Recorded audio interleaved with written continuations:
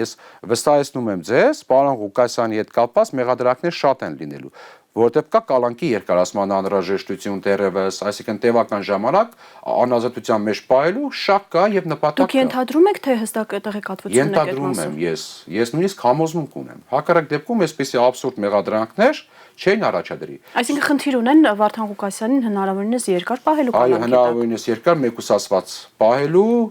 դրա համոզմունք առնվազն կասկածները ողջամիտ ես ունեմ։ Իսկ պատճառը ո՞րն է այդ խնդիրները, որ ծագել էին Վարդան Ղուկասյանի պաշտոնավարման հետևանքով, որ դուք նշեցիք, թե ավելի հեռուն գնացող խնդիրներ։ Ես ավելի լուրջ մտահոգություններ ունեմ, պարոն Ղուկասյանի նկատմամբ կա առնվազն իրականացված եւ չբացահայտված մահափորձ։ Դեռևս 2007 թվականին։ Պարոն Ղուկասյանի նկատմամբ կա առողջական վիճակի եւ խցի պայմանների հետ կապված առերևույթ տարբերակված մոտեցում, որը հնարավոր է առաջացնի նաեւ խոշտանգման վատ վերաբերմունքի ռիսկեր։